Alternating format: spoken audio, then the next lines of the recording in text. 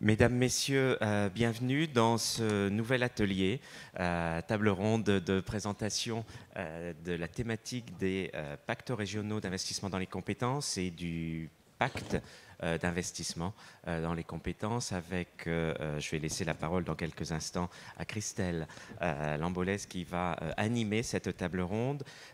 Juste pour vous informer, donc, comme pour chaque séquence qui se déroule sur cette scène, un sondage est en ligne sur ConnexMe. Une question donc portant, vous la voyez apparaître, assez simple, une question où non seulement vous allez pouvoir répondre, mais également tous les participants à la manifestation de l'université, puisque ce sondage apparaît sur l'application ConnexMe. Les résultats apparaîtront à la fin de vos interventions. Christelle en appellera donc le résultat. N'hésitez pas donc à communiquer et à participer à celui-ci. Je rappelle que cette séquence, comme les séquences qui se déroulent à nouveau ici, sont diffusées en streaming, donc elles peuvent être suivies en direct et des personnes extérieures à cette université et vont pouvoir suivre les débats et y contribuer à travers toujours cette application. Sans plus tarder, donc, je vais laisser la parole à Christelle, vous rappelant quand même qu'il y a une rubrique permanente sur ConnexMe, notamment pour contribuer au livre blanc, puisque cette table ronde va faire partie des thématiques qui seront reprises dans l'ouvrage qui sortira en mars prochain.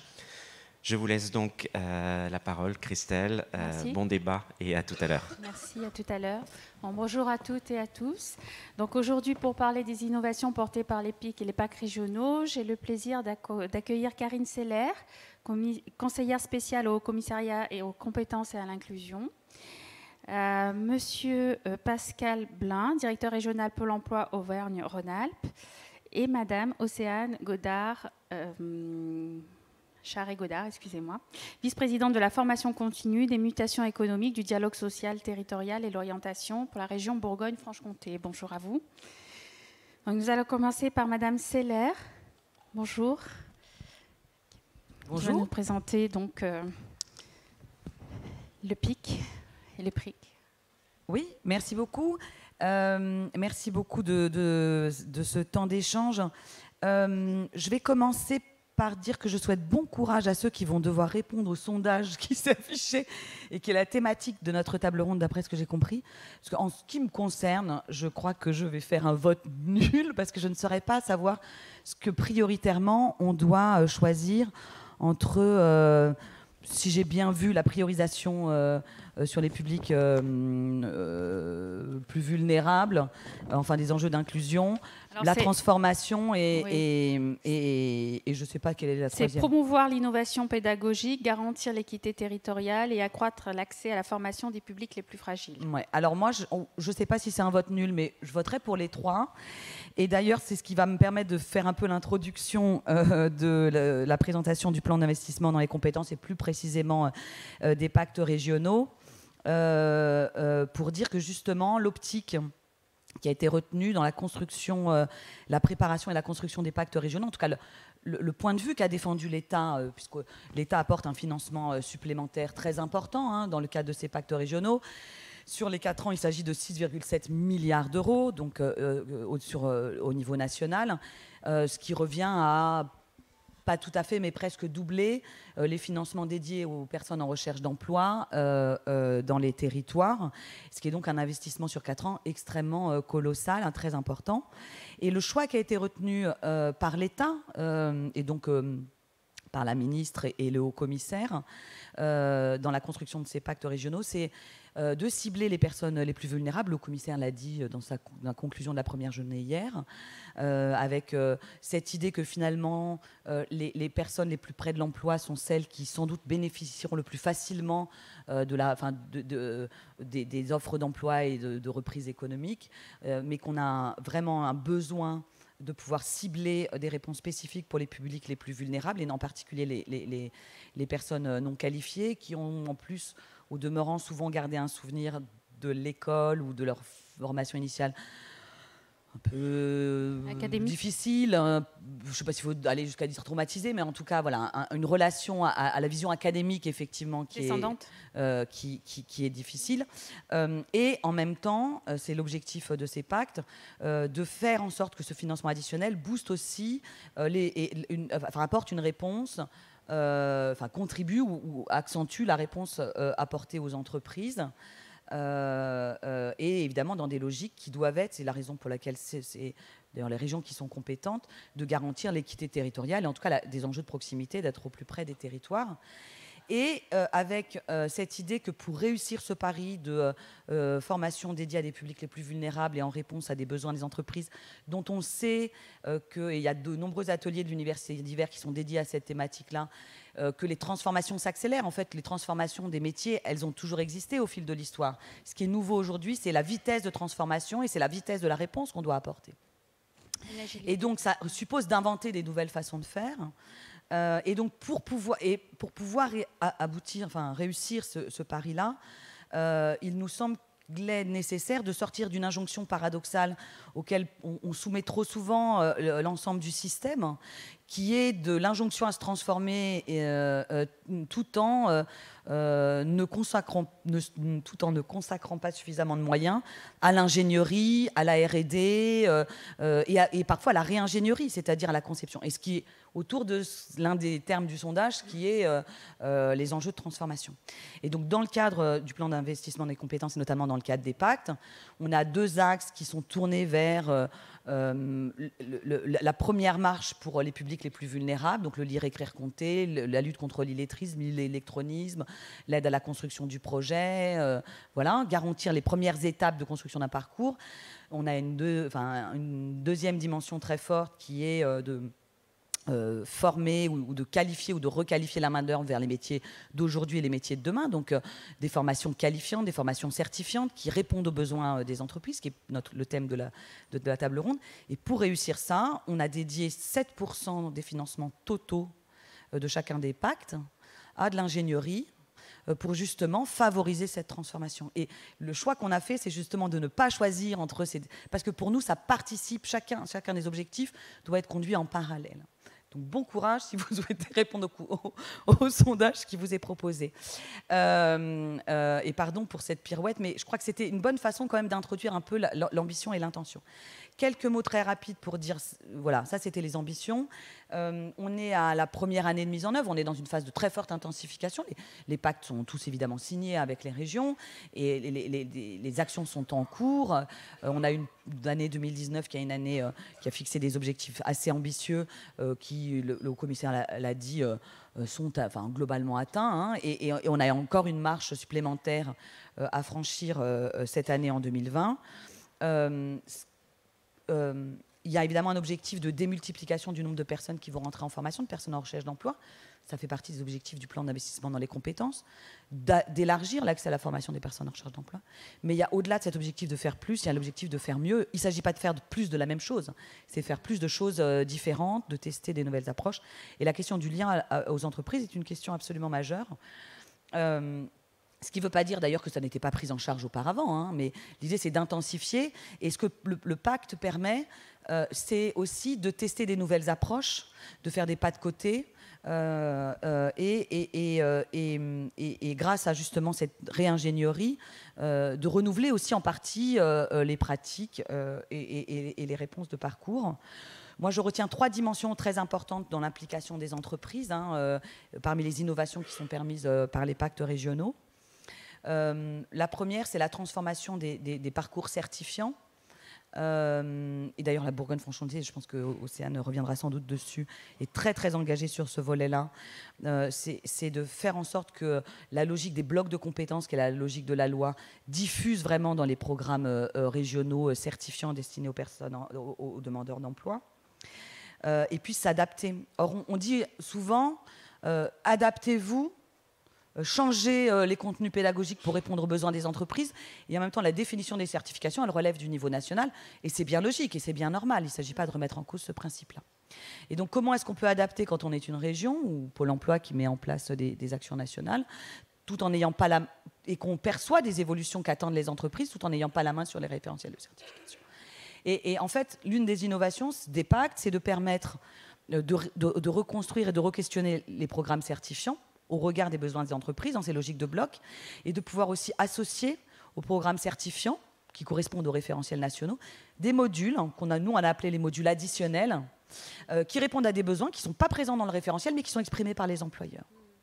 Et on a des réalisations extrêmement intéressantes avec des propositions de modules additionnels qui sont construits à partir des retours des branches professionnelles, bien sûr, des entreprises elles-mêmes, en impliquant les entreprises elles-mêmes, à partir d'outils data, comme par exemple en Occitanie avec leur Observatoire 4.0, à partir de task force territoriale, enfin d'implication dans les territoires, comme je pense à Centre-Val-de-Loire, je pense à la région PACA, je pense à Rhône-Alpes-Auvergne, et qui permet d'alimenter cette réflexion et d'associer ces modules additionnels. Et nous, on aura, nous, l'État, le Haut Commissariat, une responsabilité aussi de capter parmi ces modules additionnels ce qui nous paraît des éléments révélateurs qui peuvent permettre aussi d'accélérer la transformation des référentiels de certification du niveau national. Donc ça, c'est vraiment une première dimension. C'est considérer qu'on doit rentrer dans cette logique aussi de transformation plus agile des référentiels et des contenus de formation, et de ne pas être dans des logiques où tous les 5 ou les 10 ans, on remet sur l'établi une réflexion un peu globale. La temporalité des transformations ne le permet plus. Et suppose de basculer dans ces approches agiles, et la transformation enfin voilà, pour nous on le voit, la transformation est en cours.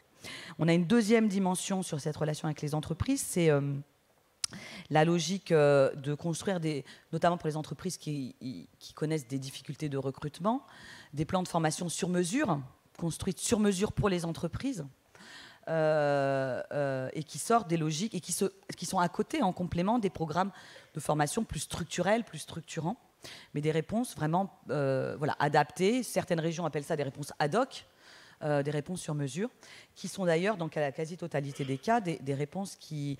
la contrepartie, c'est on finance une action vraiment dédiée aux besoins d'une entreprise, ou éventuellement d'un petit groupe d'entreprises, et l'entreprise, en parallèle, s'engage à une garantie d'embauche pour les personnes qui sont formées à l'issue de la formation. Et on a des réponses de cette nature-là qui sont en train de diffuser, qui le plus souvent très forte articulation avec Pôle emploi, bien entendu, et qui apportent des réponses agiles à côté d'une réponse plus structurante qui elle-même devient aussi agile. Donc on commence à avoir des choses qui modifient de façon profonde la réponse de formation. Et puis on a aussi des logiques de parcours un peu chaînés qui fait partie un peu de ce que je disais tout à l'heure, c'est-à-dire public plus fragile, première marche de l'escalier, et on a des travaux c'est plus que des travaux, des expérimentations qui permettent d'avoir, on commence un parcours avec des premiers savoirs, on va faire un CLEA par exemple, et puis ensuite on va enchaîner sur une action de formation, on va basculer dans un contrat de pro, et donc on arrête de raisonner dans des systèmes de statut un peu cloisonnés, mais on décloisonne aussi les approches de statut, et avec l'idée par contre, et c'est un peu l'enjeu, ce qu'on a appelé nous le parcours sans couture, c'est qu'il y a un peu un espèce de garant global du parcours dans sa globalité pour éviter que la personne se sente un peu seule, et on peut articuler différents statuts, mais par contre on a cette vision un peu globale et avec un référent de parcours. Et puis bien sûr le quatrième sujet qui me paraît très important, sur lequel on a aussi beaucoup de choses à construire, alors qui est peut-être un tout petit peu plus en devenir, c'est la FEST, c'est la mise en activité, et c'est de conduire des actions en situation de travail, de formation en situation de travail pour des demandeurs d'emploi. Alors, on a beaucoup d'expérimentations à FEST pour des publics salariés, et on a une vraie intuition de la pertinence, de l'opportunité de développer la FEST pour des publics demandeurs d'emploi.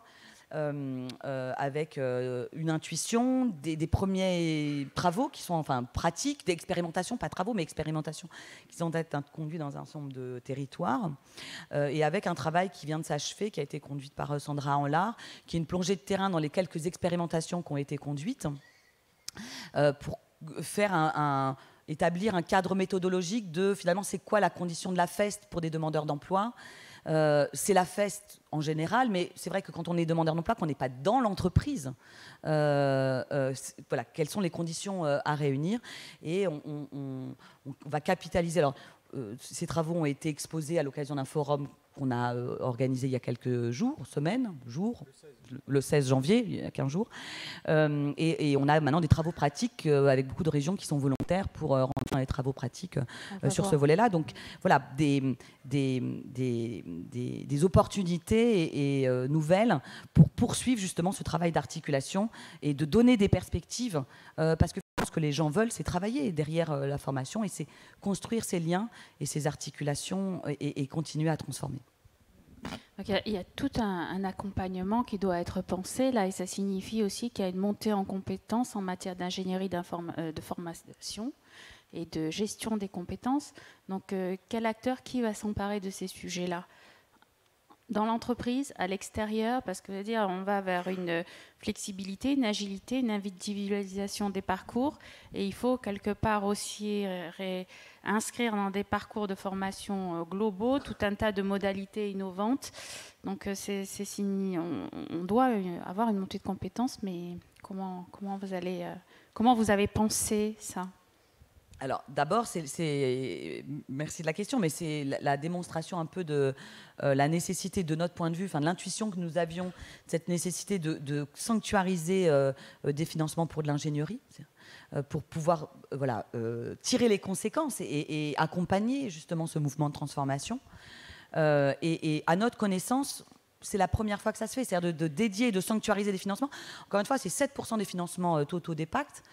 Je ne suis pas très bonne en calcul, mais je suis sûre que quelqu'un dans la salle peut le faire. Le calcul de 7% sur 6,7 milliards d'euros sur 4 ans, c'est conséquent en termes de dépenses d'ingénierie. Évidemment, tout ce que j'évoque, c'est rendu possible aussi grâce au financement, grâce à la sanctuarisation de ces financements d'ingénierie. Et donc les réponses... Elles sont effectivement vous avez raison, un enjeu d'accompagnement.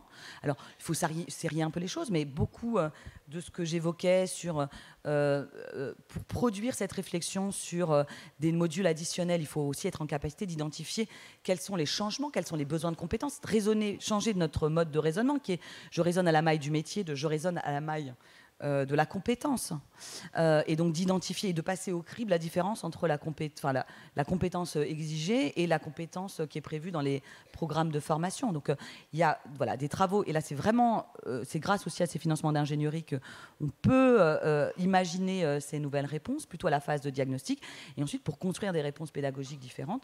Sur la FEST en particulier, ça fait partie des travaux qu'a produit Sandra Anlard, c'est-à-dire il y a un nouveau métier en quelque sorte qui est d'accompagnateur pédagogique qui est en train de se construire, qui est un peu à définir en quelque sorte et qui va être à financer bien entendu. Et donc voilà, c'est dans le cadre méthodologique qui est produit de pouvoir faire cette place nouvelle à cette logique d'accompagnateur pédagogique, sachant que l'objectif finalement assez vite, c'est que l'accompagnateur pédagogique externe, entre guillemets, il ait vocation non pas à faire dans l'entreprise, mais à former des accompagnateurs pédagogiques internes à l'entreprise. Et être, le but. Voilà, exact, parce que sinon on passera jamais à l'échelle, on restera sur des financeurs, sur les entreprises elles-mêmes. Exactement.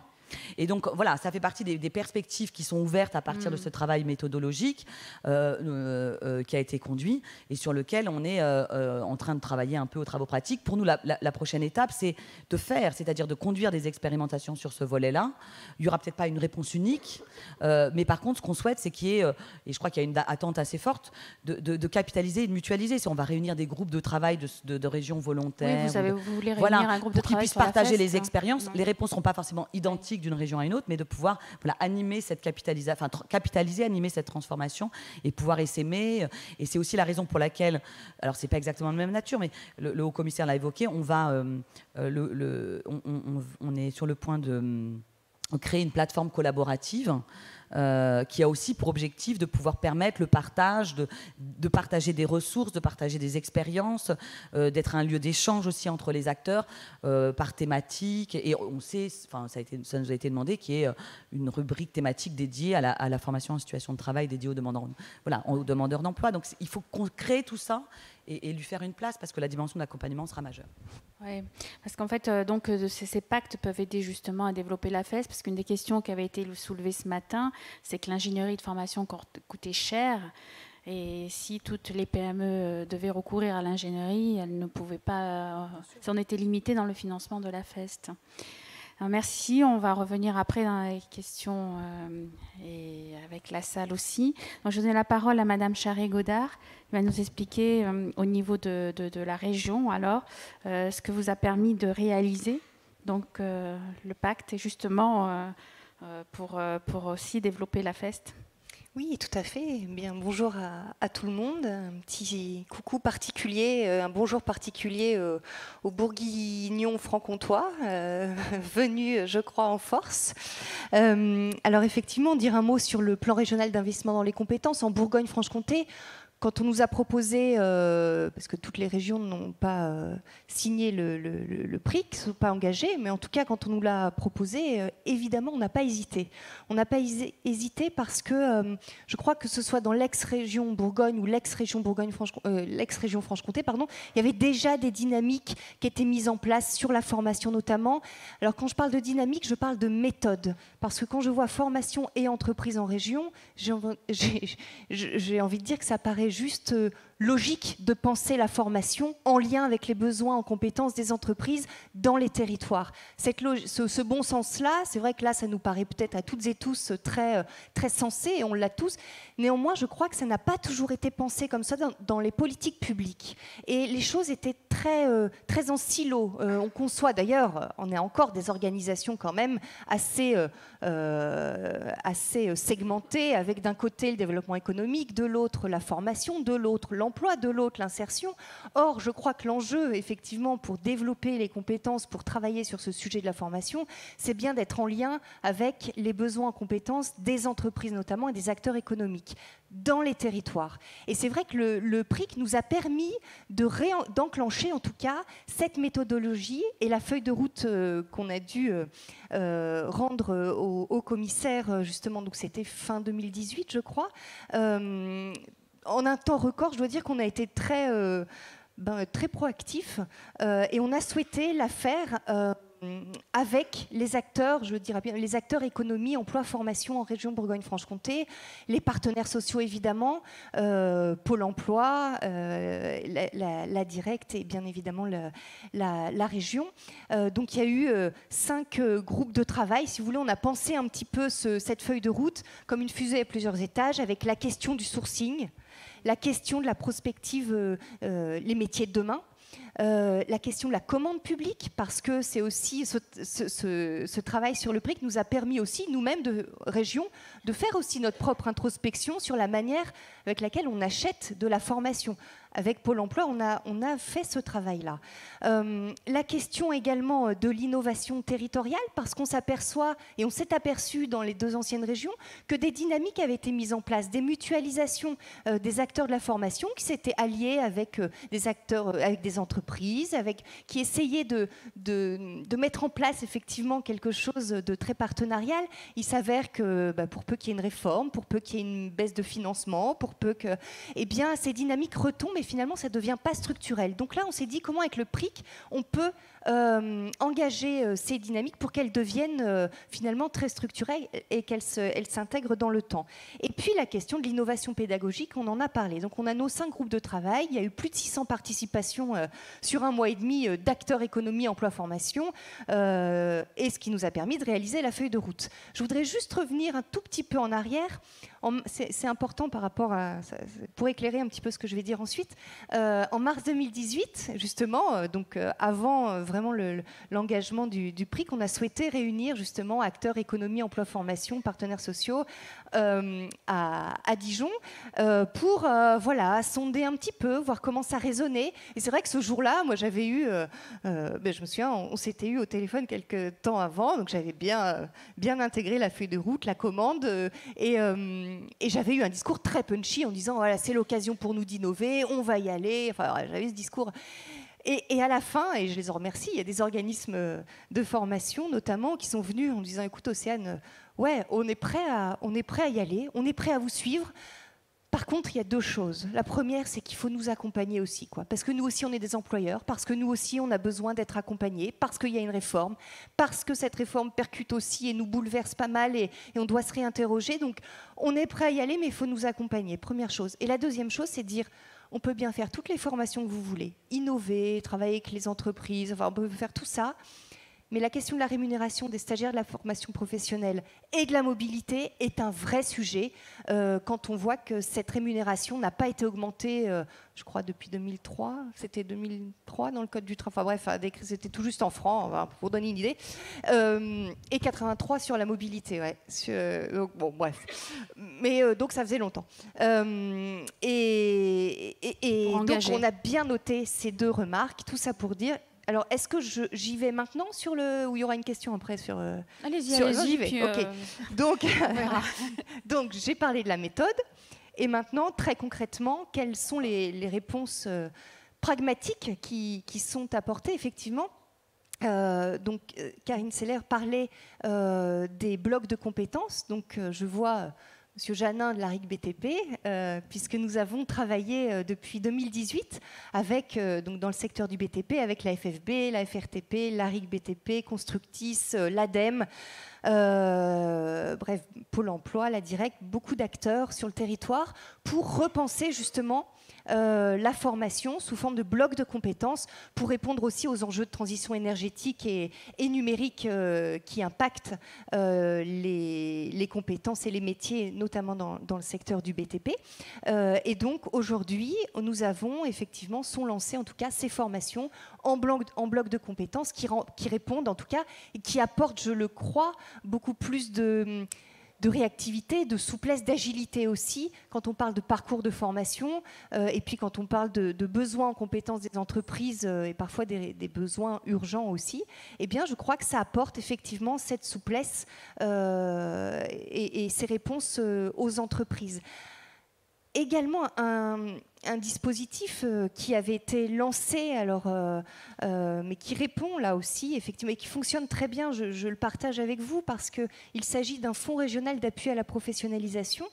C'est-à-dire que lorsque les entreprises en Bourgogne-Franche-Comté ont des besoins urgents en recrutement, mais n'ont pas les compétences et la main-d'œuvre disponible immédiatement, eh bien, avec Pôle emploi, nous formons, nous nous engageons à former et à financer la formation des personnes en situation de recherche d'emploi pour répondre aux besoins de recrutement des entreprises. Et donc, voilà, ces réponses, en tout cas, correspondent en tout cas aux besoins des entreprises et ça participe effectivement à la formation. Voilà, je pourrais vous parler également je rebondis sur ce que je disais, du coup sur la rémunération, puisqu'il a été, donc on a bien entendu, et qui est très juste d'ailleurs, puisqu'on a regardé les abandons, les taux d'abandon des stagiaires de la formation professionnelle durant leur formation pour des raisons aussi de financement, et effectivement, bien c'était pas possible de poursuivre comme ça, donc nous avons ajouté, et ça grâce au financement du PRIC, 15 millions d'euros par an pour doubler la rémunération des stagiaires de la formation professionnelle, pour tripler les aides à la mobilité et puis également apporter un forfait de 200 euros dès que la personne part en formation, et bien pour pallier aux frais de garde d'enfants, de mobilité, etc. Donc il y a ce forfait également de 200 euros. Donc autrement dit, en fait, parce que peut-être que vous dites, ok, c'est bien, ils ont augmenté, mais ça veut dire quoi concrètement ? Concrètement, ça veut dire qu'avant, un bénéficiaire du RSA à qui on disait il faut vous former pour retrouver un emploi, eh bien oui, mais quand la personne allait se former, elle avait une rémunération qui était inférieure à ce qu'elle touchait quand elle était au RSA. Donc il y a quand même des petites injustices comme ça qui sont soulevées. Alors certes, c'est pas assez, certains le disent et c'est très juste. Néanmoins, ça apporte un petit peu plus de confort pour suivre la formation. En tout cas, c'est ce que les organismes de formation aujourd'hui nous font remonter, les stagiaires également. Voilà, donc on avance aussi pour apporter un petit peu plus de souplesse et de facilité et de confort, un tout petit peu plus voilà, en termes de rémunération. Et je voudrais juste terminer, puisqu'on parle du RSA et des territoires, de conventions qui ont été signées entre la région et les départements, chacun des 8 départements, justement, pour faciliter, pour simplifier, pour rendre aussi plus rapide l'accès à la formation, puisque c'est vrai que quand une personne qui était un bénéficiaire du RSA souhaitait aller se former, il y avait quand même tout un circuit administratif qui faisait que ça démobilise. Parfois, il peut se passer 3-4 mois avant d'aller vraiment en formation. Or là, l'idée, c'était de pouvoir rendre plus simple, je crois qu'il y a besoin de ça, plus rapide aussi, plus de souplesse. Donc aujourd'hui, les services insertion des départements peuvent prescrire et orienter directement sur les formations du Conseil régional, mais également avec Pôle emploi. Donc tout ceci, je le répète et j'insiste, la transversalité n'est pas qu'un effet ou qu'une conséquence ou n'arrive pas qu'en bout de chaîne. C'est dès le début, c'est un partenariat qui se travaille tout au long, c'est de la concertation et ça vraiment on y tient et ce sera en tout cas c'est une garantie pour nous dans le cadre du plan régional d'investissement dans les compétences. Merci. Donc en fait, cette façon aussi de pouvoir augmenter les rémunérations engage davantage aussi les personnes pour qu'elles deviennent acteurs un peu de leur parcours professionnel. On devient tous des apprenants permanents et on est un peu obligé de rentrer dans ces logiques-là. Alors j'aurais 2 questions. La première, nous avons été très réactifs pour répondre à des besoins, à des blocs de compétences. Est-ce que ça signifie que peu à peu les entreprises vont chacune avoir leurs propres besoins en compétences et procéder comme ça par bloc pour répondre à des besoins, pour des missions, pour des postes précis? Donc du coup, ça va impacter aussi les référentiels de compétences et les certifications, les qualifications. Donc vers quoi s'achemine-t-on? Oui, alors le choix qui a été fait en Bourgogne-Franche-Comté, c'est de travailler avec des secteurs économiques structurants pour le territoire. J'ai parlé du BTP, je peux parler du tourisme également. On a fait une enquête il y a 2 ans, je crois, parce qu'il y a des vraies problématiques de turnover, de problématiques de recrutement. Et on a fait une enquête auprès d'une centaine d'acteurs du tourisme, hôtellerie, restauration, et pour comprendre quels étaient leurs besoins. Et ce qu'il en est ressorti, et il nous disait, voilà, nous, ce qu'on recherche, on veut des gens qui sachent utiliser, qui soient à l'aise avec le numérique. Des gens qui sachent être dans l'improvisation aussi, parce que la relation client, c'est aussi ça. On a on s'adresse pas de la même manière à une clientèle européenne, une clientèle asiatique. Enfin, voilà, une capacité en tout cas à improviser. On veut des personnes, bien sûr, s'ils pouvaient parler anglais, ce serait très bien. S'ils étaient en capacité aussi d'orienter un petit peu sur le patrimoine, la culture au niveau du territoire, de la ville, ce serait encore mieux. Bref, on s'aperçoit que c'est le mouton à 5 pattes et c'est très compliqué. Néanmoins, on a entendu là aussi les besoins en compétences qui sont davantage des compétences quand même de l'ordre des transversales, savoir-être. Et donc, on a intégré aussi ces compétences-là à nos modules de formation. Donc, aujourd'hui, dans le cadre des formations dans le tourisme, on a intégré ces modules-là. Donc, il y a vraiment ce travail par secteur économique qui s'est fait pour adapter effectivement les formations aux besoins en compétences des acteurs économiques. On parlait de la FEST dans la maroquinerie aussi, ça fait une petite fiche d'ailleurs, page, je ne connais pas la page par cœur. Mais en tout cas, voilà, là aussi dans la maroquinerie, effectivement, la FEST, on expérimente la FEST dans le secteur de la maroquinerie. Donc forcément, ça impacte, oui, les certifications, effectivement. En tout cas, c'est ce qu'on expérimente, c'est suivi. Et ça, l'enjeu, c'est évidemment que ça ait un impact structurel et que ce soit quelque chose qui soit ancré par la suite. Et tout à l'heure, vous avez dit que vous étiez appuyé sur des réalisations, des partenariats qui avaient déjà été établis pour former entre différents acteurs économiques. Est-ce que ça signifie aussi qu'on arrive dans une ère d'entreprise un peu plus ouverte, qui fonctionne en écosystème, en communauté, avec tout un tas d'acteurs qui gravitent autour? Comment vous voyez évoluer un petit peu ce paysage de la formation, de la gestion des compétences dans une dynamique un peu plus ouverte?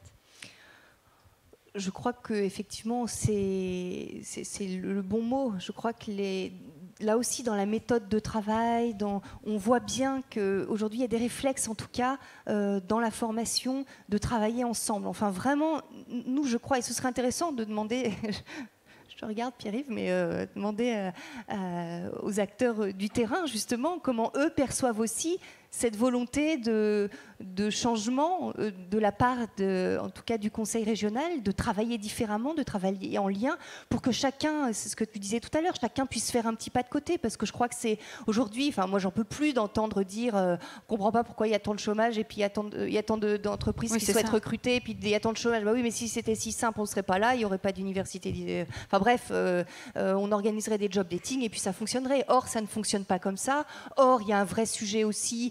Ça pourrait être intéressant aussi d'ailleurs de lancer un grand plan d'investissement dans les compétences au niveau RH, parce que c'est aussi un enjeu de la part des entreprises que de faire ce petit pas de côté pour voir comment est-ce qu'on recrute différemment aujourd'hui dans un marché du travail qui est différent, avec une volonté aussi, parce qu'il y a des changements sociétaux, avec un rapport au travail qui a évolué, avec cette volonté de ne pas forcément avoir le même métier. De toute façon, les jeunes ont bien pigé qu'ils ne feraient pas le même métier tout au long de leur vie, donc j'ai envie de dire, il n'y a pas de sujet là-dessus. Maintenant, il faut que tout le monde s'adapte et ne juge pas cela.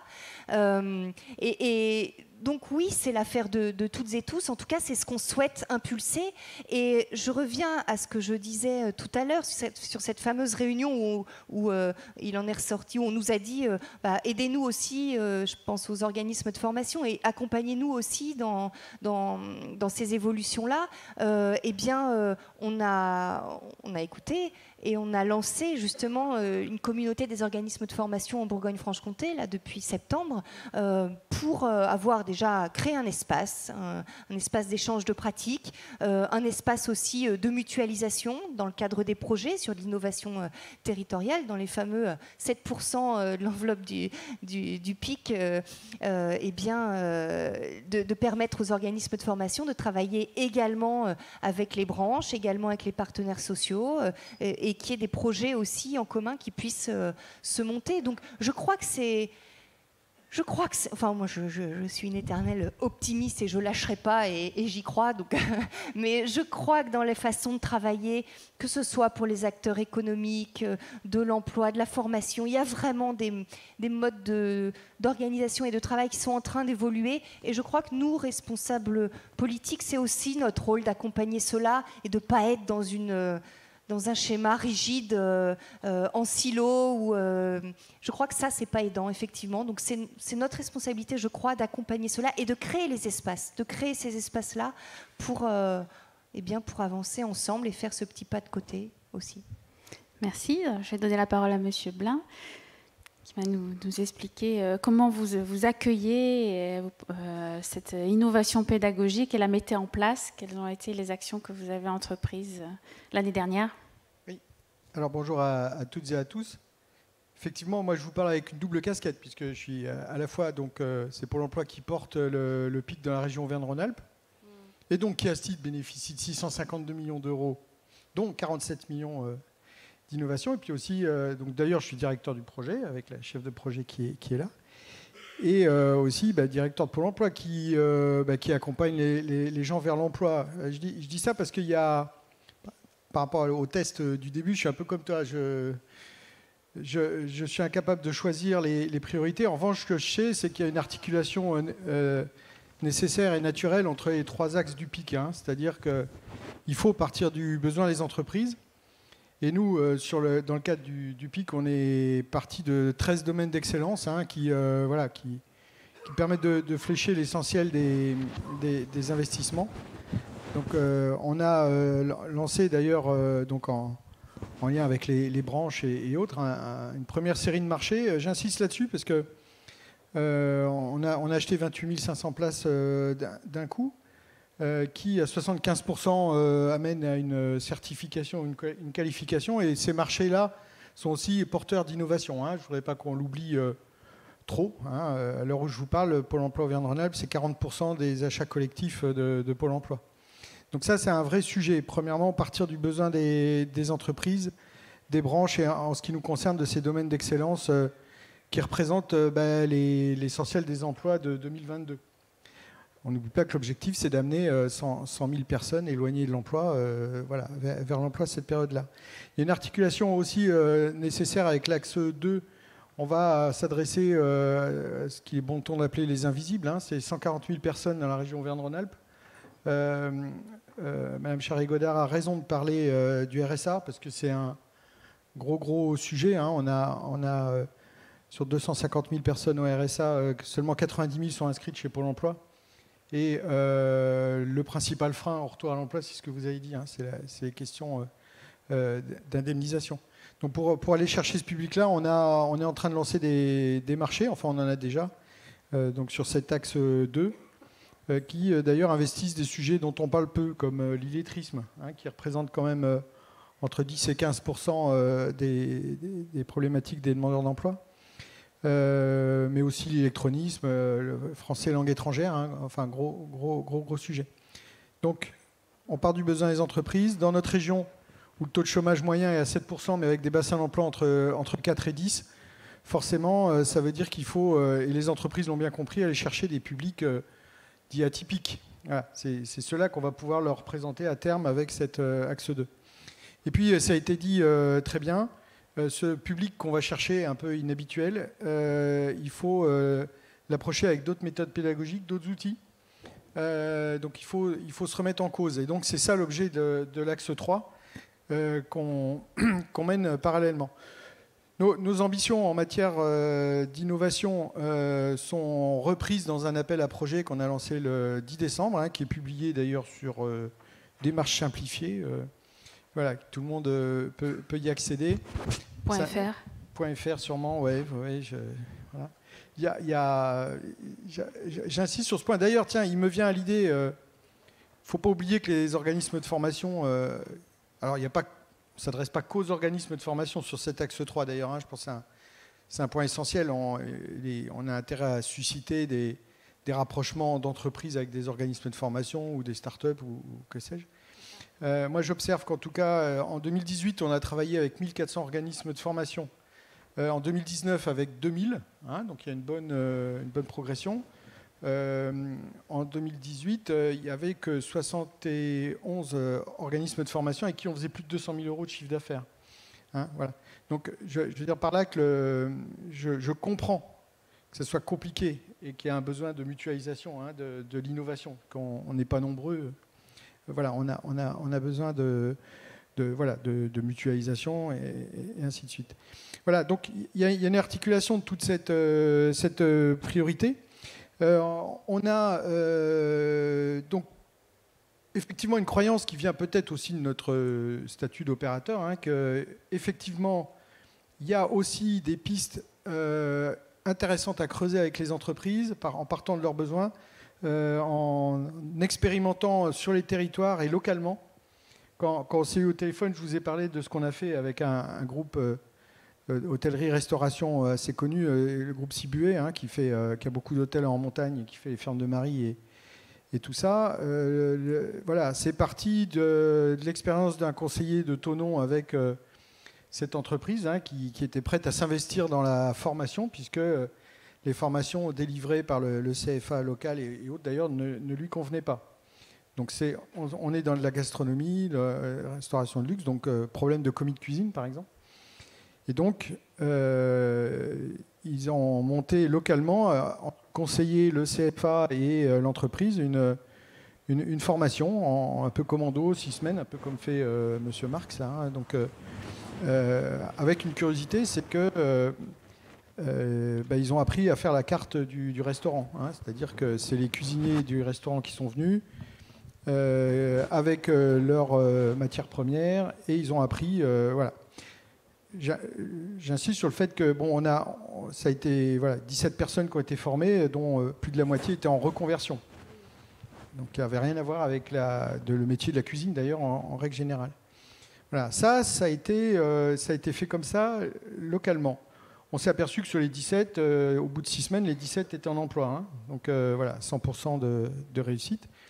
Et on s'est dit avec eux, qu'est-ce qu'on pourrait faire. Donc ils ont travaillé sur la transférabilité de cette formation, parce que a priori, ils avaient plutôt travaillé pour leurs propres besoins. Donc on a remonté une formation avec eux visant à obtenir le CQP, avec pareil, les 6 semaines en mode commando au début, 4 mois et demi de saison dans le restaurant, et derrière, à nouveau 6 semaines pour affiner, sachant que c'est pendant la période en entreprise qu'ils ont travaillé beaucoup la posture, évidemment, ce qui est quand même dans ce secteur-là essentiel.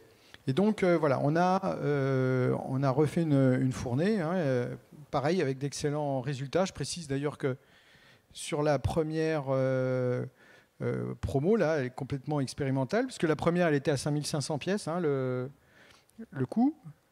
La deuxième, on a fait plus cher à 17 000 euros. Je dis ça parce qu'il y a un coût de développement qu'on a pris là, mais pareil, tout le monde est en emploi. C'est une grande satisfaction de voir que déjà il y avait quelqu'un qui était garde d'enfants, un autre menuisier qui sont maintenant commis de cuisine dans un restaurant 2 étoiles en moins d'1 an. Voilà, c'est pour les professionnels, ils vont mesurer l'impact. Et donc on est dans la phase 3 là où on est en train de passer des marchés sur la base de cette pédagogie-là, pour essayer d'aller dans d'autres territoires. Et ça va déboucher sur une qualification, une certification? Là, ils ont leur certificat de qualification professionnelle. Après, ce qu'il faut bien voir, c'est qu'on a discuté avec ces gens-là. Il y a toutes sortes de profils. Il y en a qui veulent avoir leur propre affaire, il y en a qui veulent effectivement faire une carrière, il y en a qui font ça en attendant, on ne sait pas quoi. On verra, c'est évolutif. Il est probable que derrière, certains éprouveront le besoin de passer le CAP ou autre, ou d'autres qui feront... ça, on ne sait pas trop. Mais voilà, c'est un exemple un peu empirique qu'on pouvait donner.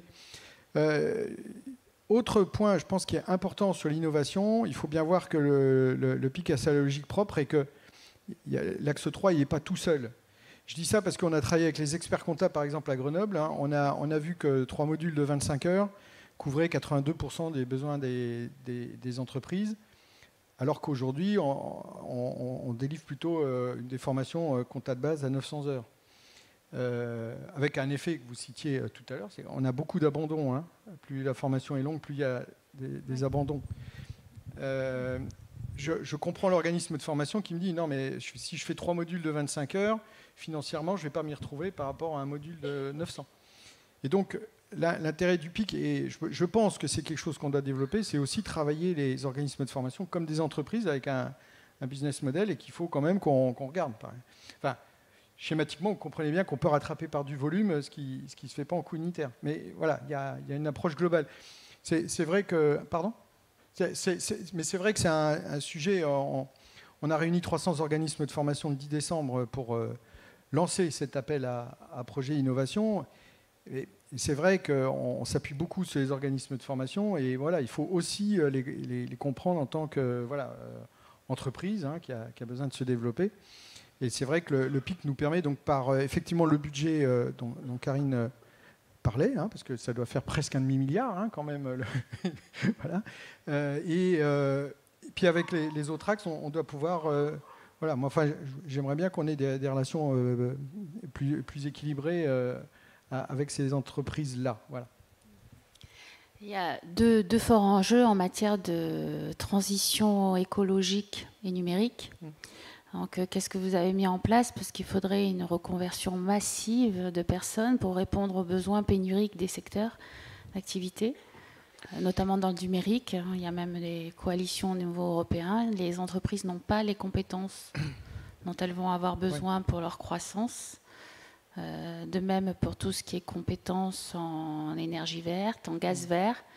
Donc, est-ce que ce sont des axes de réflexion qui sont poussés chez vous?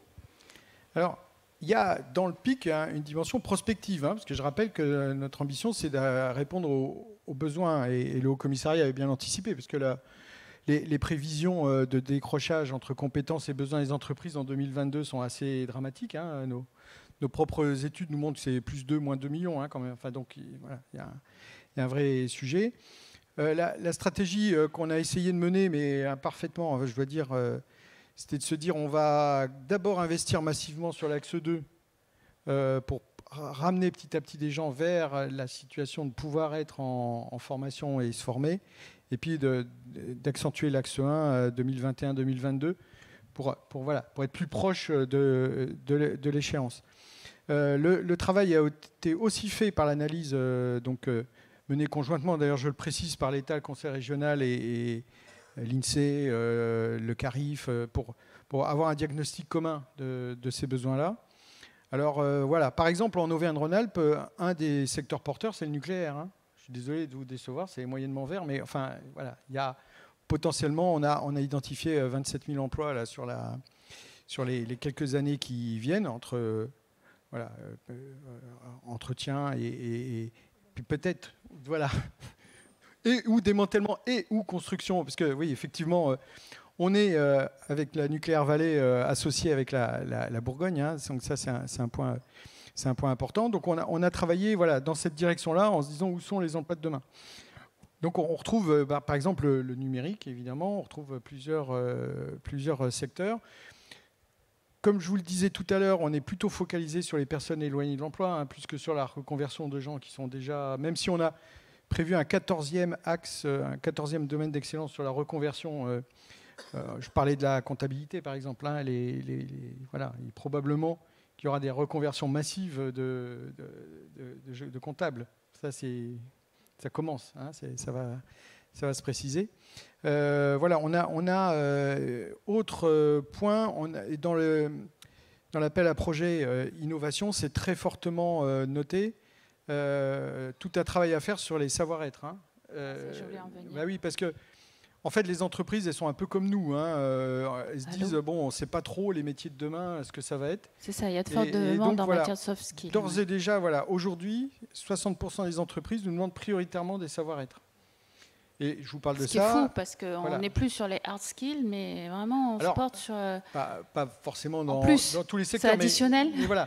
Quand je dis ça vient prioritairement, moi, je vous parle d'une région où on a traité 1 million d'offres d'emploi l'année dernière. Hein. Donc on a une bonne vue de ce qu'attendent les entreprises. Donc 60% mettent en avant ces savoir-faire parce que, évidemment, ça a été dit, ils nous demandent donnez-moi quelqu'un qui est rigoureux, qui sait travailler en équipe, qui est évolutif, etc., etc. Donc là, pour le coup, moi je considère qu'on a beaucoup de champs d'investigation sur ces questions-là, avec le référentiel, c'est quoi ces savoir-être, comment ça se travaille, comment ça s'évalue, comment ça s'apprend, parce qu'il y a du conceptuel à mettre là-dedans. Et donc, effectivement, dans l'appel à projet, on peut financer des études. Et puis, comment ça se travaille. Alors, il y a la FEST, très certainement, hein, le travail avec les entreprises, mais il y a probablement d'autres choses à faire. Par exemple, on a un gros volet sur lequel je compte beaucoup, c'est le numérique, et intégré dans l'offre de service des serious games, par exemple, hein, où... vous évoluez sur les modalités. Des tests en ligne. Voilà. Nous, on a cette méthode de recrutement simulation qui a permis dans la région à 15 000 personnes de trouver un job alors qu'elles n'avaient aucune prédisposition avérée par un CV ou autre. Donc nous, ça, par contre, vous voyez, ça, on sait que ça marche. Ça nous fait faire d'ailleurs des tas d'expériences rigolotes avec des gens complètement atypiques qui s'éclatent dans un travail et qui donnent satisfaction aux employeurs et qui restent fidèles, je le précise, à l'employeur. Voilà. Mais comment ça marche ? Pourquoi ? Donc, moi, je salue l'initiative du Haut-Commissariat qui va nous permettre de financer des études, des travaux avec des neurologues, des neuroscientifiques en tout cas, pour voir quelles sont les formes d'intelligence aujourd'hui qui sont mises en œuvre dans les entreprises dans ces situations. D'accord, merci. Je crois qu'il y a Mme Charest-Godard qui voudrait rebondir. Rebondir, je ne sais pas. Mais oui, je voulais ajouter un petit mot, parce que c'est vrai qu'on parle beaucoup de ce qu'on fait, de comment on le fait. Moi, je voudrais partager avec vous une sensation, en tout cas, et une conviction, celle qui me semble primordiale à l'heure où on parle beaucoup de numérique, de serious games, d'applications, etc., de ne pas perdre ce besoin cette nécessité d'intermédiation, d'accompagnement, de faire attention aussi aux publics les plus éloignés. Et le prix que c'est ça, c'est aller vers, et comment est-ce qu'on va chercher les femmes et les hommes les plus éloignés de l'emploi, les moins qualifiés. Et là, ce sont aussi, et ça rejoint, c'est la raison pour laquelle nous, en Bourgogne-Franche-Comté, on n'a pas hésité 2 secondes, parce que ça rejoint des choix politiques qu'on a fait. On a fait des choix politiques, à savoir faire plus pour ceux qui ont moins. C'est un choix, toutes les régions ne l'ont pas fait. Vous voyez mon regard. Mais en tout cas, nous, c'est notre choix. On l'assume et on essaie de le faire au mieux. Et c'est la raison pour laquelle je crois que en tout cas, cet accompagnement, cette méthode, on y accorde un soin extrême parce qu'il y a besoin, quoi. Parce qu'il y a besoin. Et c'est vrai que notre politique régionale, elle allait dans cette direction. Et le PRIC nous permet d'aller encore plus loin. Et je l'espère de faire encore mieux en mettant, grâce aux moyens qui sont apportés. Voilà, ça représente là pour l'année 2020, le budget sur la formation, c'est 60% région, 40% PRIC, donc ça, voilà, c'est pas anodin. Et pour cela, évidemment, on en est reconnaissant. Mais vraiment, on est attentif. Et je crois qu'en cette période, peut-être encore plus, l'écoute, l'attention, prendre soin, accompagner, avoir de l'intermédiation et aider et accompagner aussi celles et ceux qui accompagnent, celles et ceux qui forment, celles et ceux qui recrutent, eh ben, c'est aussi notre job et de créer les conditions pour cela.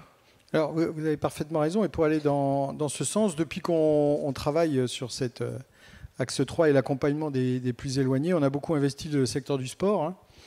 Donc j'ai moi-même d'ailleurs rencontré Éducation par le sport, Sport dans la ville, la Fédération Léo Lagrange. J'ai signé des conventions avec l'Olympique Lyonnais, le Loup Rugby, l'ASM bientôt, etc. Je m'aperçois qu'il y a un double sujet. Ça permet d'aller vers des gens qui n'ont pas l'habitude d'aller vers les institutions, on va dire, donc de les capter. Et il y a un vrai sujet autour de la pédagogie par le sport. Les résultats qu'on obtient dans l'insertion dans l'emploi et qu'ils obtiennent sont vraiment remarquables. Donc voilà un type de sujet qui ressort et c'est une mode d'accompagnement voilà, qui n'est pas spontané. Enfin, eux maîtrisent ce qu'ils font, tous les gens que j'ai cités. Par contre, voilà, nous, on ne l'avait pas identifié tel quel. Et c'est une qualité d'accompagnement très, très impressionnante. Efficace. Mais peut-être juste pour rebondir, et je crois que c'est à ça, enfin en tout cas c'est comme ça qu'on l'a conçu, c'est-à-dire le plan d'investissement dans les compétences et ses financements additionnels. Ça va être un peu le catalyseur de ces nouvelles approches. Il n'y a pas de réponse unique. Et je pense que Océane Jarret-Godard a raison de dire, en fait derrière des innovations, de la réalité virtuelle, l'apport des sciences. Nous, on travaille beaucoup. Enfin, on souhaite investiguer le sujet de l'apport des sciences cognitives à la pédagogie. Mais c'est pas une réponse gadget en fait. C'est comment est-ce qu'on utilise ces nouvelles approches, évidemment le digital dans la formation, comme des réponses qui s'articulent au service du besoin. Et donc, nous, on voudrait surtout qu'on n'oppose pas la réponse digitale et la réponse, ou la réponse moderne et la réponse... On a besoin aussi de transformer le présentiel. On a besoin de faire davantage de digital, mais on a besoin aussi de transformer le présentiel. Et surtout, ne tombons pas dans un piège qui consiste à opposer les deux. Par contre, c'est vrai que du coup, ça suppose de ne pas prendre ces réponses-là comme des gadgets qu'on plug sur quelque chose qui est établi. Ça veut dire qu'effectivement, il y a un travail de réingénierie et c'est un peu ça l'opportunité, c'est qu'on est le catalyseur un peu de ces transformations. Et en tout cas, c'est ce qu'on souhaite faire. J'ai vu d'ailleurs que le sujet des sciences cognitives fait l'objet de plusieurs ateliers dans l'université divers. Tendance, ouais. Et voilà, mais jusqu'à présent, finalement, ces nouvelles approches, que ce soit les sciences cognitives, beaucoup aussi le digital, étaient plus diffusées, on va dire, dans une offre qui a plus de facilité à se rentabiliser, pour lequel le modèle économique est plus évident, avec des tailles critiques d'organismes qui sont plus fortes, et peut-être moins dans des organismes de formation qui sont présents sur le segment de la formation des demandeurs d'emploi. Donc il y avait aussi le besoin finalement d'outiller et donc de financer l'ingénierie sur ce volet-là. Je voudrais rajouter un demi-mot sur le sujet entreprise, parce que je suis sûre qu'il y a des échanges qui vont commencer, mais... le haut-commissaire l'a dit hier, on a une autre intuition qui est extrêmement forte, qui est de travailler toujours dans ces approches de transformation sur la question de l'espace-temps de la formation. Pascal, l'espace et le temps. Parce que finalement, la formation reste encore dans des cadres extrêmement normés. On est en formation, il y a avant qu'on soit en formation, on est en formation, il y a après. Et tout ça est extrêmement séquencé, alors que par ailleurs, on n'est plus habitué, parce que y compris tous les outils qu'on manipule, notre téléphone, etc., à ce que les espaces soient aussi clos. Alors on peut dire que c'est bien, pas bien, que les espaces soient moins sanctuarisés, mais en tout cas, on est quand même en train de changer de logiciel de ce point de vue-là. Et en tout cas, il y a des opportunités, des potentialités à décloisonner l'espace et le temps. Alors, est-ce qu'il faut raccourcir toutes les actions de formation des comptables parce qu'il faut aussi se dire que peut-être qu'il ne faut pas 900 heures, mais enfin, en tout cas, quelqu'un qui aura fait une formation certifiante, il n'aura pas la même reconnaissance sur le marché du travail que quelqu'un qui n'aura eu qu'une succession de petits modules non certifiants. Mais c'est vrai que, en fait, malgré tout, sans aller peut-être à dire que tout ce qui se fait en 900 heures peut se faire en 60 heures, ce que je ne crois pas complètement non plus. Sans dire ça, il y a quand même à la fois le temps et l'espace qui sont en train de bouger. Nous, on voudrait tester ça. Il y a des choses très bêtes qu'on voudrait faire, c'est tester l'entraînement post-formation, qu'on puisse continuer à s'entraîner quand on a fini la formation. D'abord, pendant qu'on se forme, avoir des plateformes pour pouvoir s'entraîner. Ça paraît un peu évident, mais déjà ça. Mais même quand on a fini, pouvoir continuer à aller s'entraîner. Et pourquoi pas, truc de dingue, on peut faire l'hypothèse, juste truc de dingue, hein, que peut-être que tous les demandeurs d'emploi qui sortent des actions de formation qu'on a financées tous ne seront pas occupés dans les 6 mois ou l'année qui suit, on espère que c'est le cas, ou seront occupés mais reviendront peut-être en des périodes de disponibilité. Et peut-être qu'on peut faire l'hypothèse que les organismes de formation qui les ont accueillis ne sont pas pleins 100% de l'année, plein comme des œufs, pardon, j'ai pas de... excusez-moi, pendant 365 jours sur 365. Et peut-être que si on rencontre ces deux, il y a des temps disponibles des gens et des espaces, des temps disponibles des organismes. On pourrait, y compris même venir faire une piqûre de rappel dans l'organisme de formation. Et en plus, ça voudrait dire que venir faire une piqûre de rappel, c'est pas faire la même chose que ce qu'on a fait. Ça supposerait aussi de changer finalement, qu'est-ce que ça veut dire que de faire, et donc même la construction pédagogique, qu'est-ce que c'est qu'un parcours, ça bouge l'espace-temps. Et c'est profitable pour tous parce qu'on sait très bien que quand on ne mobilise pas une compétence, ça s'effiloche et on perd le bénéfice assez vite. Et ça pourrait peut-être même, truc de dingue, sécuriser des modèles économiques des organismes de formation, tu évoquais les sujets, mais, qui seraient susceptibles d'avoir... peut-être qu'il faudrait aussi arrêter de raisonner heures stagiaires, je défalque les absences. Il y a des questions de modèle économique aussi qu'on peut poser si on veut améliorer l'ensemble. Et peut-être penser d'autres modes de rémunération, d'autres unités d'œuvre pertinentes. Donc il y a cette question de l'entraînement post-formation. Je pense à d'autres modalités pour faire bouger cet espace-temps. C'est accompagner jusque pendant les premiers mois dans l'emploi. On sait que les premiers mois dans l'emploi sont les périodes un peu de fragilité. Il y a quelques régions qui le proposent, à titre un peu expérimental, petite échelle, mais au moins les 6 premiers mois, notamment pour les publics les plus vulnérables, que l'organisme puisse être hotline ou même venir à la demande du salarié ancien formé, stagiaire, et de l'entreprise pour faciliter les premiers mois d'intégration. Bouger l'espace-temps, c'est aussi... Et donc là, on voit bien le lien avec l'entreprise aussi, hein, et c'est une aide aussi pour l'entreprise. Bouger l'espace-temps, c'est aussi sécuriser les périodes entre formations. C'est qu'il y a parfois des interruptions parce qu'on n'enchaîne pas tous les parcours. Sécuriser, garder le lien, proposer autre chose pendant ces temps pour que éviter le découragement et l'évaporation, que les gens disparaissent de leur parcours. Hein. Et en tout cas, nous, on attend aussi qu'il y ait des appels à projets qui puissent être lancés cette année sur l'ensemble de ces objets-là pour tester. Et on est sûr que ça sera très riche d'enseignement. C'est une posture d'offre de services continu, finalement. On voit, pour recouper avec tout ce qui est neurosciences et digital, se développe fortement le micro-learning, le mobile learning, c'est-à-dire la rétention de l'information par le cerveau se fait par petits pics réguliers, à intervalles réguliers. Et dans les transports, maintenant, on appelle ça les approches à Tawad, c'est-à-dire multi-support, n'importe où, n'importe quand. Et c'est des piqûres de rappel qui permettent, justement, et les neurosciences travaillent dessus, si la rétention de l'information se fait sur la continuité. Donc, en fait, on arrive sur des systèmes plus d'offres de services et de tisser le lien de façon continue, qui peut être avant l'entreprise, après l'intégration, et voire plus tard, si l'entreprise fait appel au service aussi de l'organisme, pourquoi pas, oui. Oui, juste de précision. Moi, l'exemple que je donnais sur les experts comptables, c'était vraiment le recrutement saisonnier avec des grosses difficultés de recrutement. Et effectivement, voilà, les 3 modules de 25 heures, ça permet de rentrer dans l'entreprise. Ça ne permet pas effectivement forcément de se qualifier en matière de comptabilité. Mais les gens sont en entreprise, c'est déjà ça. Puis l'autre exemple que je voulais donner, c'est que j'ai vu 2 fois M. Tête-Doigt, qui est un chef cuisinier étoilé, bien connu à Lyon, qui monte un CFA, dans lequel d'ailleurs le conseil régional met 5 millions. La moitié de la pédagogie sera à distance. Hein. Donc, avec moitié des tutos, moitié un enseignement à distance. Je veux dire, sur un métier aussi traditionnel que ça milite tout à fait pour ce que tu disais. C'est des professionnels reconnus qui le disent.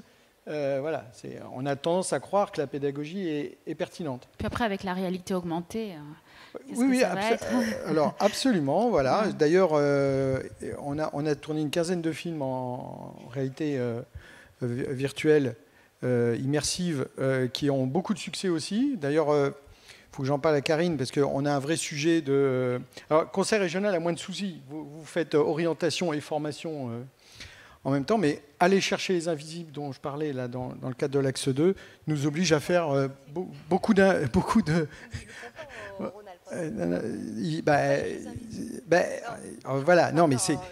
Non, mais sur le sujet de l'orientation, voilà, ça fait partie de ça, parce qu'on a le Mondial des métiers qui va ouvrir là, qui ouvre aujourd'hui, l'inauguration est en ce moment.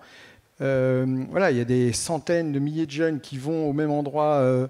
se confronter au métier, et je sais qu'ils passent très rapidement sur les stands, ils ne regardent pas trop. Enfin, ouais. En revanche, là, il y a la queue. Oui. Voilà. Ça, je peux vous dire qu'ils vont... Ils aiment bien jouer. Ils vont découvrir des entreprises, ils vont découvrir des métiers. C'est par l'immersion. Par l'immersion. Et vous avez raison de parler aussi de réalité augmentée, parce que ça, pour le coup, ça va venir, c'est là. Mais enfin, ceci dit, ce n'est pas très mûr pour l'instant. Ce n'est pas encore mûr, mais... C'est une bonne idée, oui. Alors, avant de passer aux questions-réponses, on va voir les résultats du sondage. Régis, es-tu là? Je ne sais pas. On va voir. Ah oui, voilà. Alors, selon vous, les financements publics État-région doivent prioritairement à 70% accroître l'accès à la formation des publics les plus fragiles, 47% garantir l'équité territoriale et 33% promouvoir l'innovation pédagogique. Ça vous surprend? Oui. Moi, ce qui me surprend, c'est l'équité territoriale qui ressort massivement. Et moi, tant mieux d'ailleurs, parce que c'est un sujet qui me tient beaucoup à cœur. Dans une région de 70 000 km², avec les grosses métropoles, et puis une campagne où les problèmes d'accès à la formation sont très importants. Donc j'ai beaucoup apprécié l'initiative Franche-Comté-Bourgogne. Là, je pense que c'est une manière à aider. On a, par exemple, nous, on va lancer une plateforme avec la préfecture qui donne les hébergements vacants, hein, voilà, justement pour permettre aux gens de suivre des formations. Voilà, il y a un gros... Enfin, je constate que c'est un gros sujet là, qui ressort, qu'on n'avait pas forcément vu. Alors, y aurait-il des questions dans la salle? Il faut lever la main bien haut. Pas de questions?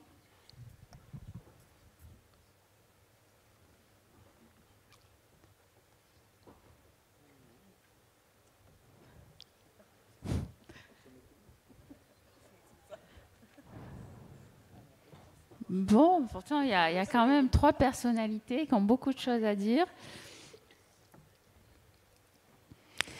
Donc, en fait, on rentre dans une innovation, dans une modernité. Tout à l'heure, on a parlé de révolution RH, ça m'intéresse fortement. Est-ce que la fonction RH a bougé justement aussi pour accompagner ces changements-là? Comment elle accueille ce plan? Comment les entreprises réagissent? Peut-être Madame Seller.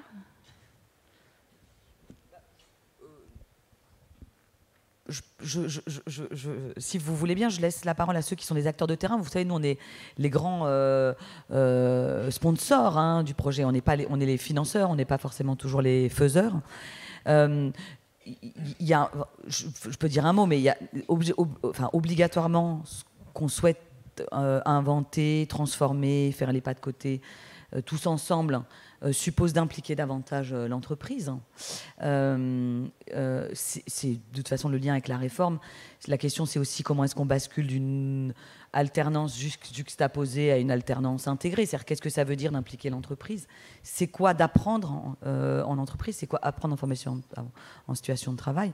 Ça renvoie forcément à un enjeu aussi RH pour l'entreprise. Quelle est la place qu'elle fait aux apprenants? Comment est-ce qu'elle libère du temps? Qu'est-ce que ça signifie? Je crois que cette dimension, elle est importante. Notre sentiment, c'est qu'il y a une attente. Il faut que, par contre, qu'on soit des facilitateurs, parce que c'est pas spontané. Enfin, c'est pas aussi. Et surtout dans les entreprises de petite taille, qui sont les entreprises de vos territoires, de nos territoires. Dans des entreprises de plus grande taille, il y a une organisation qui le permet, mais c'est moins évident dans des entreprises de petite taille. Ça renvoie aux fonctions d'accompagnement et ce qu'on évoquait.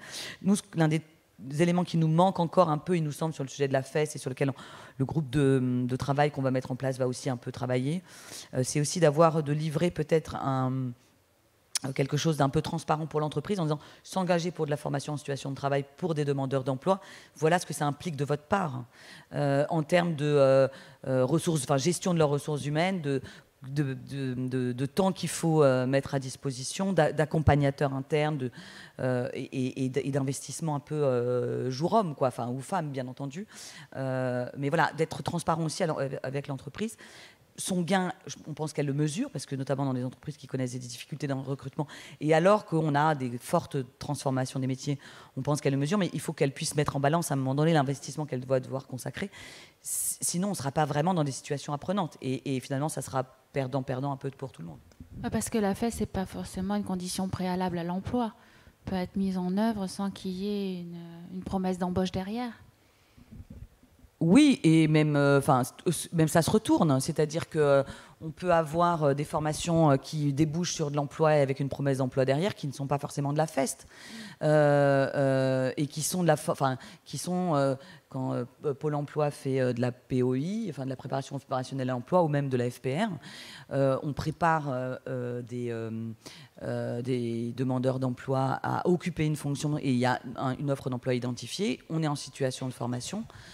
Elle débouche sur une garantie d'embauche, sur une offre d'emploi, sur une embauche, je veux dire, pardon, et on n'est pas forcément en formation en situation de travail. Donc l'implication de l'entreprise peut être multiforme, et c'est d'ailleurs bien ce que dit Sandra Anlard. La FEST est une des modalités pédagogiques d'implication de l'entreprise. Elle n'est pas exclusive. Et donc ça veut dire qu'on doit pouvoir aussi jouer un peu une palette de solutions, mais qu'à chaque fois, il faut mobiliser l'entreprise au regard de ce qu'elle peut apporter, du temps dont elle dispose, et aussi de la marche à franchir, et pour la personne et pour l'entreprise. Donc on a un peu tout ça à stabiliser peut-être encore. On a tendance à penser que dès lors, et c'est bien ce que clarifie, je trouve, le rapport qu'on a commandé, on a un peu de tendance à faire un parallèle en disant dès lors que quelqu'un est en entreprise ou dans le cadre d'une formation un peu sur mesure construite, c'est de la FEST. Pas forcément. La FEST, c'est vraiment une modalité pédagogique. Il faut suivre vraiment des particulières et qui parfois n'est pas adaptée. Et parfois, on peut être sur de la pédagogie avec un organisme de formation impliqué qui va conduire à des résultats extrêmement positifs et vers l'emploi aussi. Donc c'est un peu ça, de notre point de vue. Ça renvoie de toute façon toujours à une question plus globale de comment est-ce qu'on implique l'entreprise et comment est-ce qu'on peut être transparent avec elle sur justement qu'est-ce que ça implique pour elle et de bien stabiliser là où il faut faire intervenir de la FEST et de l'accompagner, en tout cas de mettre en place un environnement favorable à ce que ce soit vraiment des situations apprenantes pour les bénéficiaires. Les entreprises, elles sont il y a beaucoup d'attentes. Alors c'est vrai que on a fait il y a eu beaucoup de com aussi, et de communication aussi sur la formation, notamment dans le cadre avec le lancement du PRIC en région Bourgogne-Franche-Comté. Donc ça a créé forcément, fatalement, beaucoup d'attentes, ce qui est normal de la part des entreprises notamment, parce qu'il y a, comme le disait Karine, il y a un tissu de TPE, PME très très important et qui ont des problématiques de recrutement, et qui parfois ne se positionnent pas aussi sur des marchés parce qu'elles n'ont pas les compétences et donc ne pourront pas remplir le marché. Donc il y a évidemment des vrais sujets, et c'est ce que je disais tout à l'heure, il y a encore beaucoup de préjugés, justement. Il y a encore beaucoup de représentations très limitantes aussi sur les jeunes, sur les seniors, et je m'arrêterai quelques secondes sur les seniors, et je sors 2 secondes du PRIC aussi, parce qu'on a expérimenté quelque chose. Alors, je suis également élue à Dijon sur les questions d'emploi, et présidente d'un cluster emploi-compétences.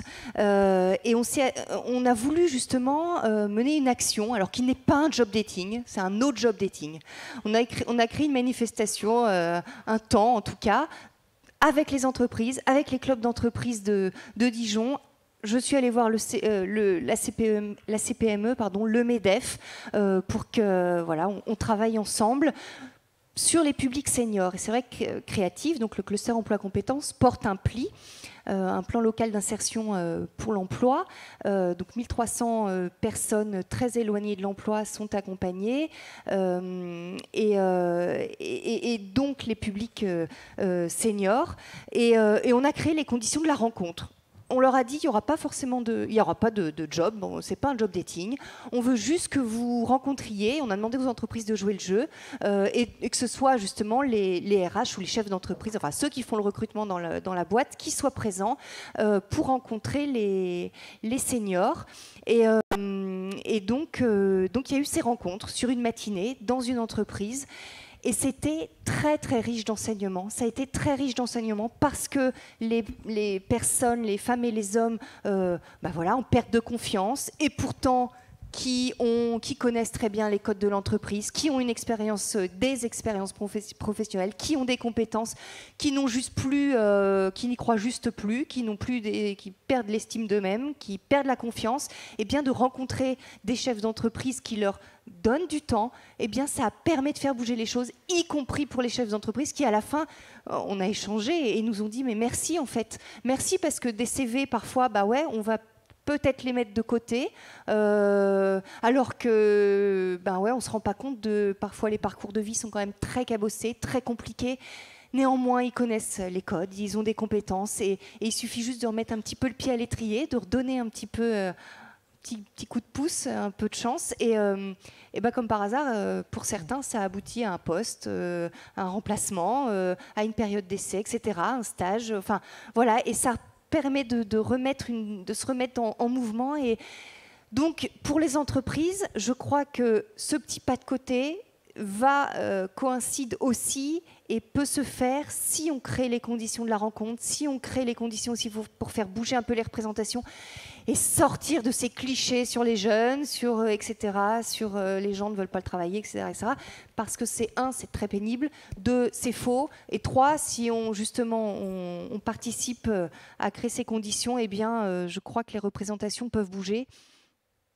Je vous laisse la parole. Oui, j'ai une question. Non, j'avais quelque chose à dire aussi, moi, toujours sur les sujets RH. Je vois beaucoup de DRH, effectivement. Qu'est-ce que j'observe ? 54% des projets de recrutement sont réputés difficiles, hein, donc ça, c'est le premier point. Deuxièmement, sur 5 400 000 embauches l'année dernière, il y en a 1 million seulement qui sont faites sur des périodes de plus d'1 mois. Ce que je veux dire par là, c'est que les entreprises recrutent beaucoup et font partir aussi vite. Il y a des entreprises qui ont des turnovers de 70% quand même. Donc ça, c'est un point. C'est une question d'ambiance. Ouais, c'est un point à intégrer, notamment dans l'approche des compétences, hein, et des référentiels de compétences. Et même nous-mêmes chez Pôle Emploi, je considère qu'on est plus sur les transitions professionnelles. Et il faudrait arrêter dans les pensées d'imaginer qu'il y a le monde des actifs et le monde des inactifs, hein. Tout ça est très imbriqué. Donc on a un vrai sujet de partage des référentiels et des sujets. Voilà, je pense qu'il faut avoir ça en tête. C'est que les entreprises, et j'oublie pas que le Haut-Commissariat porte aussi les démarches d'entreprises inclusives, hein, les entreprises de plus en plus s'y mettent. Alors ils appellent ça l'inclusion, ils appellent ça RSE, enfin ils habillent ça comme elles veulent. Mais il y a une vraie prise de conscience qui était assez présente dans les grandes entreprises et qui maintenant est de plus en plus présente dans les PME et les TPE. Donc ça, c'est une opportunité. Je dis ça parce que j'étais directeur à l'UNEDIC à une époque et on démontrait assez statistiquement que les entreprises se souciaient peu de l'employabilité de leurs collaborateurs. Voilà. Et donc là, je pense qu'il y a une prise de conscience. Donc si le PIC peut aussi aider. Ce que je vous dis peut être très précis. Le 16 était très intéressé par la démonstration Bourgogne-Franche-Comté sur le BTP. Ces modules obligatoires suivis d'une période en entreprise, ça c'est très bien, mais je me suis dit, mais pourquoi, par exemple en cas de chômage partiel ou autre, pas dispenser ces modules-là pour des gens qui sont déjà salariés? Parce que bien des modules obligatoires que vous définissez, il y a plein de salariés qui gagneraient à les suivre. Donc, et ça renvoie donc sur une autre difficulté, Karine le sait, quand on a du mal à passer cette opposition chômeur en emploi sur des sujets comme l'IAE, comme territoire zéro chômeur, comme les contrats aidés.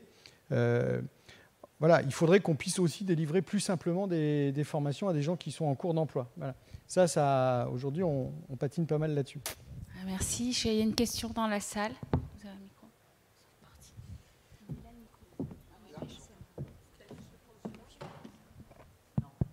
S'il marche.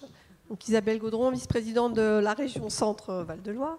Ce n'est pas vraiment une question, mais c'est un témoignage dans la suite de la question sur les ressources humaines et comment on rentre en contact région avec le monde de l'entreprise, parce que je pense quand même que le sujet, il était vraiment là. Alors déjà, l'intérêt de ces contractualisations directement avec l'État, entre l'État et la région, c'est que les régions ont une compétence sur le développement économique et sont vraiment très en lien déjà avec le monde de l'entreprise. Donc on a vu déjà, nous, la première plus-value, c'est que nos fonctionnaires de nos collectivités, eh bien, ils se sont parlé entre eux. C'est-à-dire qu'à un moment donné, le fonctionnaire qui travaille à l'agence du développement économique, qui est interpellé par une entreprise qui dit « moi, j'ai des besoins, j'ai des recrutements qui ne sont pas pourvus. Et donc là directement, finalement, ce fonctionnaire, il va voir son collègue qui s'occupe justement de la formation et le lien se fait. Alors, et ça, c'est un grand changement, alors qui est interne, mais qui a été aussi évidemment beaucoup aidé par le PIC, par le PRIC, parce qu'on a eu du coup des moyens de faire, des moyens supplémentaires. Donc nous, on a pris au mot les entreprises qui nous interpellaient et on les a embarquées avec nous justement dans cette définition des besoins et co-construit avec eux finalement la formation dont ils avaient besoin. On a fait du sur-mesure, mais il y avait au bout une condition, c'était qu'ils soient intégrés dans le recrutement des stagiaires et qu'ils les accompagnent, y compris qu'il y ait des temps immersifs dans l'entreprise. Et au bout, l'emploi, voilà. Et du coup, ça a eu des effets, ça a une multitude d'effets positifs. Déjà, ça a permis de retrouver des recrutements de personnes qui n'étaient pas forcément dans les radars des RH et de ceux qui font les recrutements souvent par CV. Donc là, les CV, on laisse tomber. Et merci à Pôle emploi aussi pour les méthodes que vous mettez en place, parce que je pense que là, on a pu en voir la réalité et puis l'efficacité. Donc clairement, les DRH nous ont dit, eh bien, les personnes finalement qui ont été recrutées, qui sont en cours de recrutement, c'est des personnes qu'on n'aurait pas identifiées. Donc là, c'est déjà un premier point intéressant. On a aussi du coup réussi à embarquer des gens qu'on n'aurait pas pu embarquer dans un système de formation classique, parce que beaucoup sont en capacité de se dire on va en formation et puis après potentiellement il y a le travail derrière, il y a l'emploi. Mais pour beaucoup, la promesse non pas d'un emploi, mais l'assurance d'avoir cet emploi et que la formation, c'est le moyen pour aller à l'emploi, ça change tout. Et c'est vrai qu'avec le PRIC, on a pu développer et accentuer ces enjeux-là. Donc oui, je pense qu'assez profondément, on a changé aussi la représentation des entreprises et de ceux qui recrutent dans les entreprises sur cette façon différente. Et on regardait sans doute autant les services de la région que les services de Pôle emploi par rapport à ça. Je pense que est en train de se créer des nouveaux liens qui avaient été un peu perdus, pour tout dire quand même. Ça, on a eu des moments un peu compliqués. Et je pense que là, il y a une reprise de confiance et qui va être durable. Alors, le troisième effet positif, il concerne les organismes de formation parce que là, ils ont été vraiment des partenaires avec nous.